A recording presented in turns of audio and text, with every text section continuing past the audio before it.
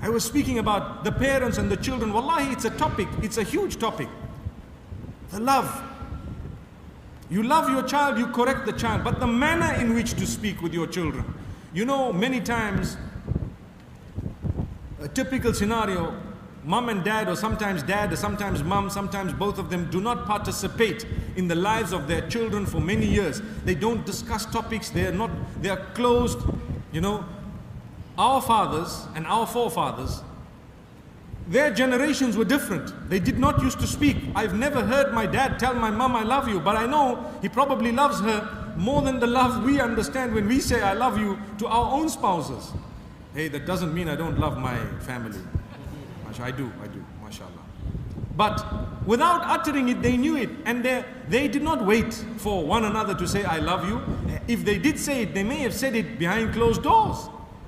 I wonder what their fathers did and their mothers did. Today, every day, if you do not send 20 text messages to your wife or husband, I love you, there will be a mini judgment day when you get back home.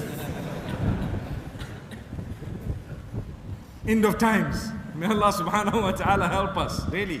And we have internet, WhatsApp, free calling, free this, but still we don't use it. Send it. Send the roses. It doesn't cost you a thing. You can send a whole garden on WhatsApp, and guess what? It costed you nothing. The only thing that's missing is the smell.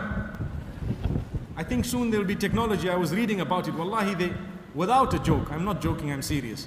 They are saying that very soon technology will get to the point where you will be able to send the smell through your mobile device. I see people saying, go and read about it. Sheikh Google will confirm.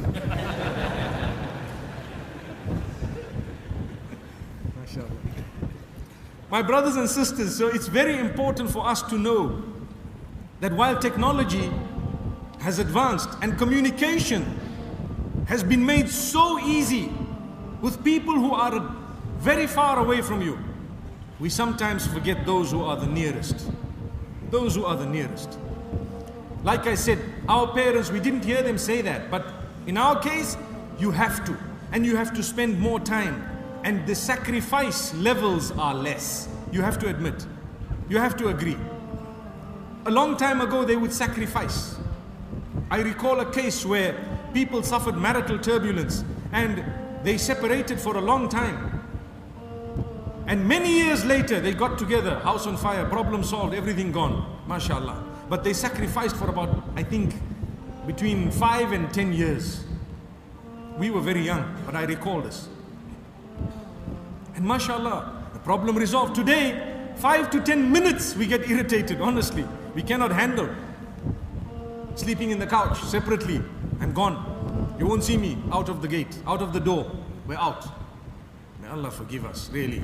Love is tested at the time of sacrifice. When the person you claim to love is now going through the most difficult times of their lives, do you still stand by them? Do you still look at their tears and wipe them off and say, I love you? That is far more genuine. When they've been embarrassed, when they've been struggling with something, when they've lost their money, lost their job, do you still stand by them? And do you still say, I love you? Subhanallah. May Allah help us to sacrifice. Sacrifice for our own children. Like I say, I was giving you the example of how people don't play a role in the lives of their children, and then at the age of 18, your son comes and says, do you know, I want to marry this person. You say, no way, not over my dead body. So at night you hear the son getting up for tahajjud, oh Allah, take my father away. Because he needs to go. Such a simple matter. If you were really interested and played a role from the very beginning, you would have guided your child as to what to do and what not to do. And your child would have come to you not when it's too late. Your daughter comes to you and says, you know what? Astaghfirullah, may Allah forgive us. And may Allah subhanahu wa ta'ala not do that to us. But an example that needs to be given is an unwanted pregnancy. Will your child come up to you to confess or to say, I need your help, Dad. I need your help, Mom. If that's the case, there is love between you. You need to get up and help them. If you don't, they will get help from somewhere else. You may lose them even as a Muslim. They made a mistake, very bad. Is it happening? It's happening. In our communities? Yes, in our communities. How are they dealing with it? Well, go and find out. If that happens in your case, may Allah never make it happen to us. But if it does, and it may, and it can, you need to know how to deal with it. True love would make you stand up, rise to the occasion, embrace your child. Say, child, I'm very, very let down by what you've done, but let's see how we can deal with this. Let's see how best we can deal with this. Go for help, seek some counseling, take your child here and there, ask for religious rulings, see what's the case, what has happened. And you don't need to scream and yell, because that doesn't help. We need to be disciplined people. A few years ago, the advice would have been different. But today, the world has changed. Like I said, the ruling remains the same. It's still wrong. It will not be right.